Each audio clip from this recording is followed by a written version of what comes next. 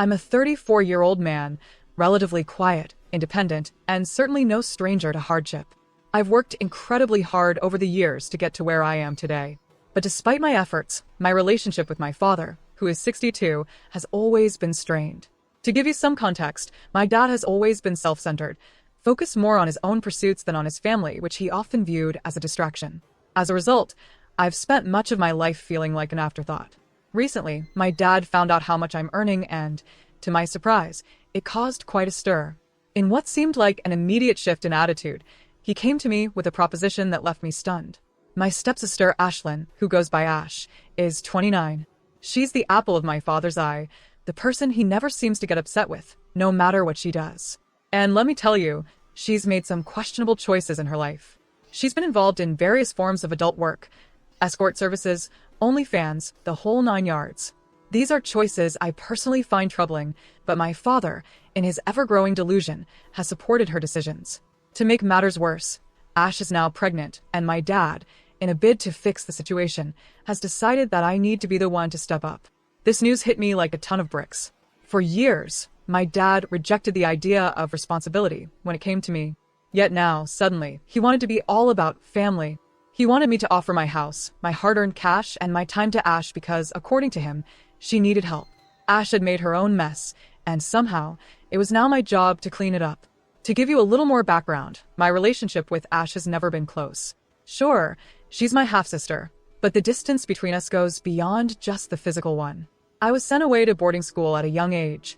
My dad didn't want to deal with raising me, and Marissa, my stepmother, was happy to see me go. Ash was born shortly after that, and we never really formed any kind of sibling bond. In fact, when I look at her, I often feel a deep sense of disappointment and frustration. She's nothing like me, and I don't say that out of pride. It's just a fact. We lead very different lives, and our values clash on a fundamental level. But now, my dad is trying to bring us closer together, or at least trying to force some kind of connection between us. He insists that we share blood, and that this should somehow make me feel obligated to help Ash, despite how I feel about her and the choices she's made. Honestly, it's exhausting. And frankly, I'm getting tired of being the one expected to carry the weight of this entire family's issues. Now, let's talk more about Ash.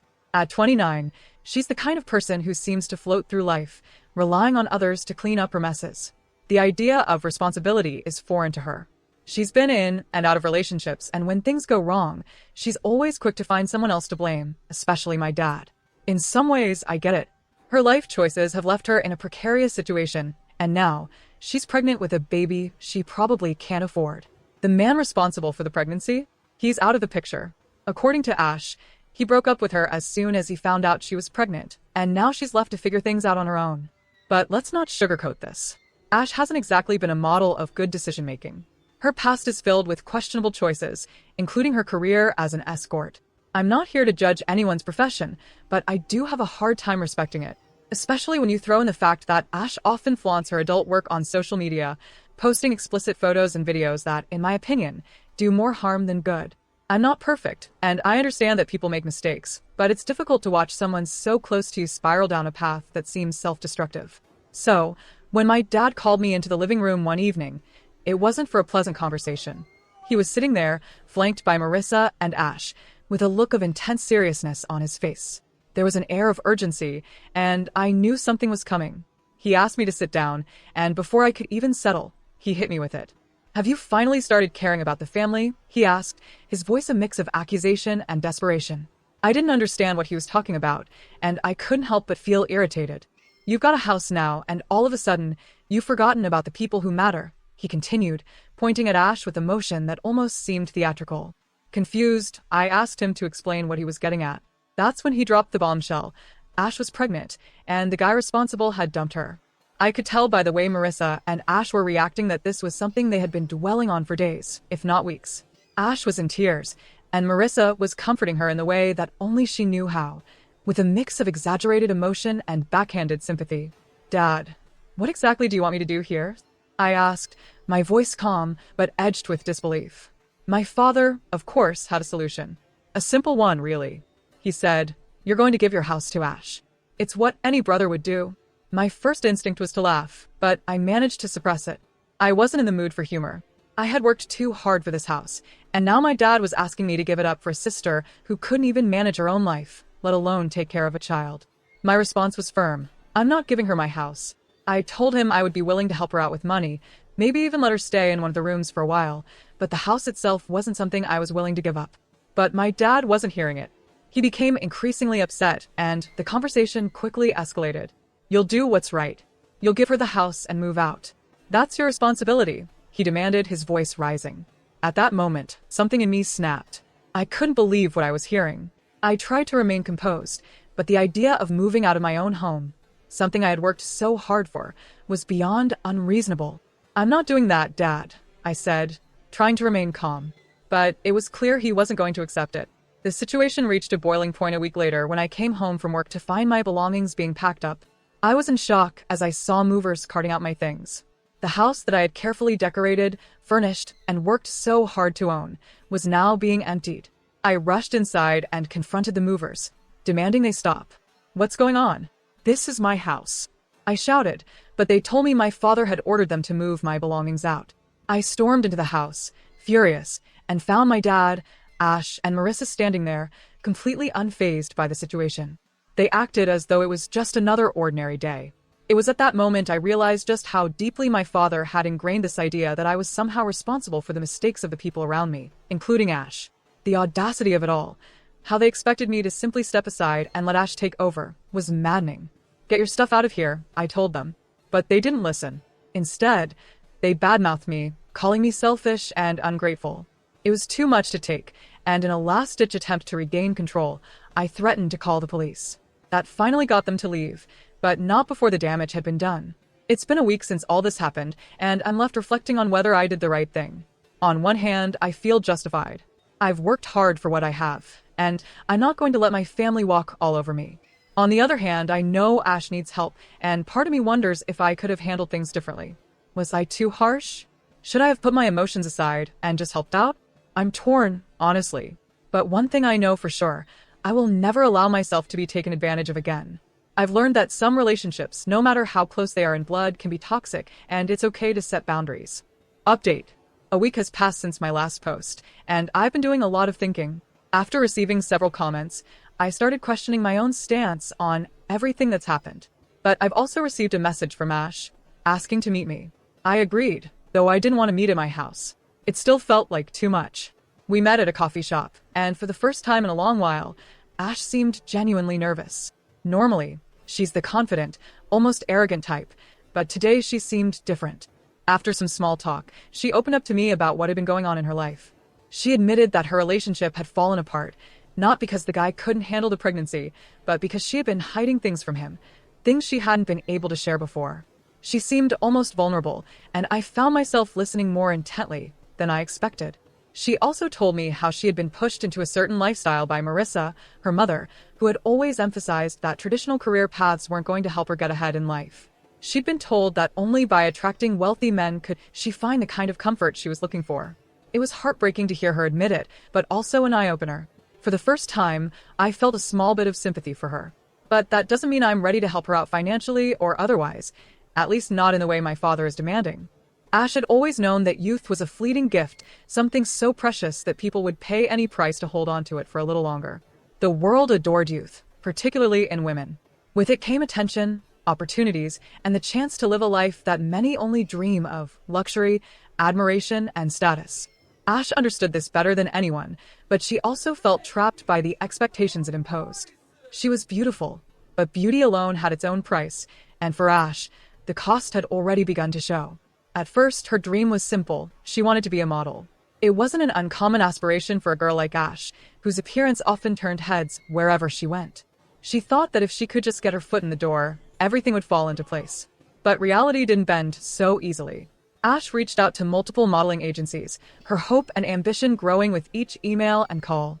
She believed that with her looks, the agencies would be eager to sign her, to offer her the glamour and the career she so desperately wanted. But to her surprise, no one was interested. "Not what we're looking for. We'll keep you in mind, and thank you for your time," were the only responses she received, a constant cycle of rejection that quickly eroded her confidence. It wasn't that Ash wasn't beautiful. Far from it. But beauty alone wasn't enough. The modeling industry was filled with hidden gatekeepers and unspoken standards that went beyond just appearance. Height, body type, the right connections, the right look. It was a world built on the whims of those in charge, and Ash wasn't the right fit. She had to face the bitter truth that youth wasn't enough in this world. She needed something more, a break, a stroke of luck, or perhaps an unspoken compromise. Then, a man entered her life, someone who seemed to offer her what she couldn't seem to find elsewhere. He was in his 40s, with the kind of experience and connections Ash lacked. He claimed he could get her a modeling gig, a stepping stone to the life she dreamt of. He promised her that he could make things happen, but in exchange, he demanded Ash's trust and complete obedience. He took her to parties, exclusive, glamorous events that made Ash feel like she was finally part of the world she'd longed for. At first, she was enchanted by the lavish lifestyle. Expensive clothes, high-end jewelry, fancy dinners, and the kind of people who could make or break a career. Ash found herself being swept into this new world with a sense of excitement and, admittedly, a bit of naivety. The promises of success seemed too good to be true, but she wanted to believe in them. Yet the reality of what was being offered began to shift. The first modeling gig she was told about wasn't what she imagined. She had been led to believe it would be a photo shoot or perhaps a glamorous event where she could show off her beauty. Instead, it turned out to be a private dinner with a wealthy man, someone who was apparently the key to her future in modeling. But what Ash didn't expect was the unspoken price of the evening. This wasn't just a dinner. This was an exchange. She would give him her time, and he, in return, would give her a career. It wasn't a simple transaction, though. It was more complicated and darker than Ash had imagined. Ash, feeling trapped between the opportunity of a lifetime and the moral quandary of the situation, did what she thought she had to do. She spent the night with a man, thinking that it would be just one night, just one act that would lead to the success she so desperately craved. She convinced herself that it wasn't a big deal, that this was simply the cost of achieving her dreams. The next morning, the promise of the modeling gig was fulfilled, though it was not as glamorous as she had imagined. A small brand hired her to take some photos, nothing major, but it was a start, or so she hoped. However, the pattern quickly became clear. Each time she thought she had a shot at a real career, she was met with the same disappointment. Men continued to take advantage of her, offering her false promises in exchange for her time, body, and company. And each time, she was left with nothing but empty words and false hope. She was caught in a web of exploitation, unable to escape, trapped by the very dreams she had once thought so attainable. It wasn't long before Ash realized that the man who had promised her a career was not really helping her at all. He wasn't trying to get her modeling gigs. He was using her. She wasn't his investment. She was his commodity. She was being sold to the highest bidder, a pawn in a game she didn't understand. The truth hit Ash hard. This man was profiting off of her, and her body, her youth, were simply a means to an end. Ash was terrified. She knew the power this man had over her, and the consequences of confronting him were too severe. She feared he could destroy her if she spoke out. His influence in the circles she wanted to be part of was far-reaching, and if she tried to fight back, there was no telling what he might do. So, instead of confronting him, Ash chose to walk away. She told him she was done with modeling, that she wanted nothing more than to live a simpler life. She was ready to settle for minimum-wage jobs and live without the pressure of fulfilling a dream she couldn't attain. Miraculously, he let her go without much of a fuss, probably because he no longer saw any value in her. Ash, exhausted and disillusioned, decided to try something different. She began working at a local bar waiting tables, and while it was far from glamorous, it was a form of honest work. It wasn't easy. Long hours, little pay, and the constant pressure to smile and serve. She felt like she was drowning in the monotony of it all. But Marissa, her confidant and close friend, didn't see it that way. Marissa would frequently humiliate Ash for taking such low-paying jobs. "Women are the beauty of the world," she would say. "We should be there to shine, to be admired, not to work behind a counter." Marissa had a very specific view of what women should do, shine, and be taken care of. Ash, on the other hand, felt that she had no other choice but to fend for herself. She couldn't live the life Marissa expected of her, not anymore. Ash then came up with another idea. She started going out with men, not for relationships, but simply for dinner. She'd charge them for her time, offering them company in exchange for a meal. Many of these men were lonely, seeking companionship, not necessarily sex. But that too came with its own set of complications. Some of these men became obsessed, believing they were owed more than what they had paid for. They stalked her, made demands, and harassed her in ways that Ash hadn't anticipated. What she thought would be an easy way to make money ended up becoming just another form of emotional labor, and the toll it took on her was immense. Eventually, Ash moved into escorting. She didn't feel proud of it, but at that point, she felt like she had no other choice. It was a way to make money, to survive, even if it came at the expense of her dignity. It worked for a while, but Ash couldn't keep up with the demand. She was tired, and the emotional and physical cost of selling her time to men began to weigh on her heavily. Then, a new opportunity appeared in the form of an online venture. Ash had heard about the potential of making money on platforms like OnlyFans. It seemed like an easy way to make money from the comfort of her own home. But despite her initial enthusiasm, it quickly became clear that managing a platform like that required much more than just looks. It required social media savvy, marketing, and a willingness to put herself out there in ways that Ash didn't feel comfortable with. The constant need for content, the upkeep of a personal brand, it was exhausting and emotionally draining. Ultimately, Ash found that the digital world wasn't a solution, just another outlet for exploitation. Despite all the setbacks, Ash met someone who seemed to change things for a while, her boyfriend, a barista she had met when working at the cafe. He was kind, genuine, and took care of her in ways that Ash had never experienced. But even he had his flaws. He was possessive, clingy, and struggled to trust her. Ash, still carrying the weight of her past, didn't feel like she could fully commit to him. She continued her work in the adult industry without his knowledge, and the guilt began to eat away at her. Eventually, Ash found herself pregnant, and the revelation of who the father was became a messy, tangled web. She had multiple men to consider, some of whom were willing to chip in money, others who believed they were the father. One of them even proposed, but Ash knew that none of them truly understood her reality. She confided in me, admitting the truth she could never tell her father. She was living a double life, one of desperation and survival, and it was a path that led nowhere but down. Ash's pain was palpable, and the consequences of her choices began to unfold before her. Her hands trembled as she spoke, her voice barely above a whisper, the weight of her secrets pressing heavily on her chest. "I don't know who I am anymore," she said, her eyes glossing over as if she were seeing her life from a distance. "I thought I'd find a way out, that somehow things would get better if I just tried harder, but every time I take a step forward, something drags me back down." She paused, her gaze wandering to the floor as though seeking answers from the patterns in the wood. "I'm tired. So tired of pretending everything's fine." It was the first time I had seen her so vulnerable, so broken. For all her bravado, her charm, and the way she had once lit up any room, Ash was unraveling.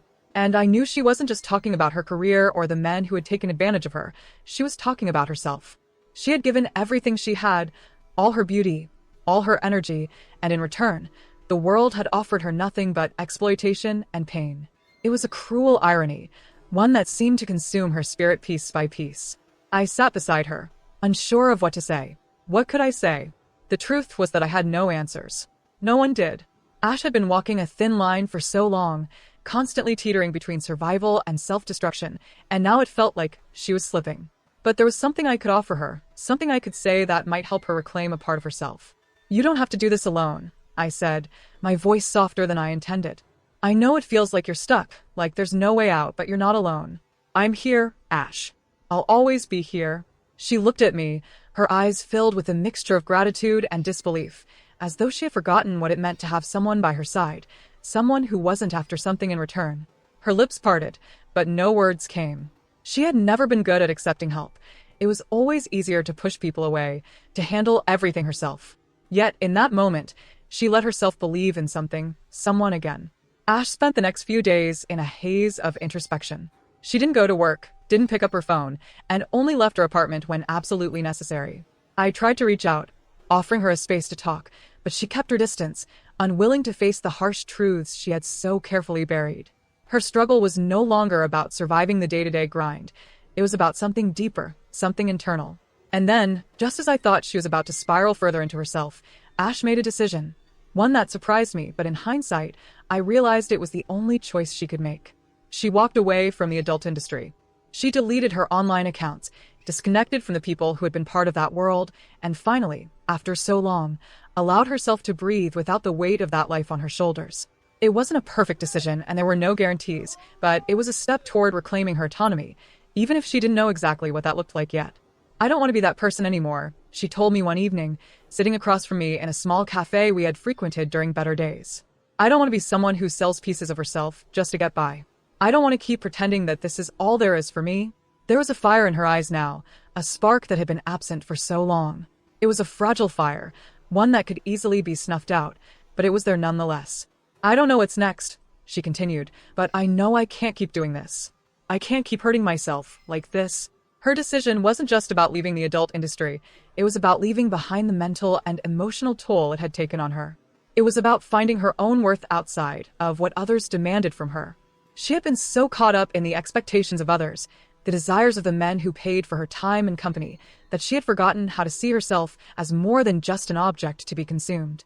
But now, she was starting to remember. Ash moved back into her old apartment, the one she had lived in before everything spiraled out of control.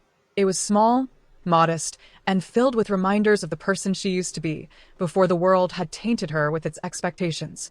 She tried to reconnect with the things she had once loved, reading, painting, even cooking. Simple things. Things that made her feel like herself again. It wasn't an easy transition. Ash struggled with guilt, with self-doubt, and with the fear that she had wasted so much of her life trying to live up to an illusion. She worried that people would look at her and see nothing but the mistakes she had made. She worried that she would never be able to escape the shadow of the past. But there was one thing she had gained that she hadn't had before: perspective. She started attending therapy, something she had resisted for years. The therapist was kind, patient, and made no judgments. Through their sessions, Ash began to uncover the root causes of her decisions, the reasons why she had felt the need to sacrifice herself for a dream that wasn't truly hers to begin with. She learned to understand her own worth, separate from her beauty, her body, and her past. As Ash healed, she began to rebuild her life from the ground up. She found a part-time job working at a bookstore, a peaceful place that allowed her to interact with people without the pressure of expectations. She enrolled in art classes and began sketching again, something that had always brought her comfort but had been pushed aside for far too long. She also reconnected with her family, though it wasn't easy. Her father, though proud of her progress, still didn't fully understand the depth of her pain. But he was trying, and that was enough for Ash for now. It was a slow and often painful process, but Ash was learning how to live again. She was learning how to exist without the constant need for validation, without relying on the approval of others.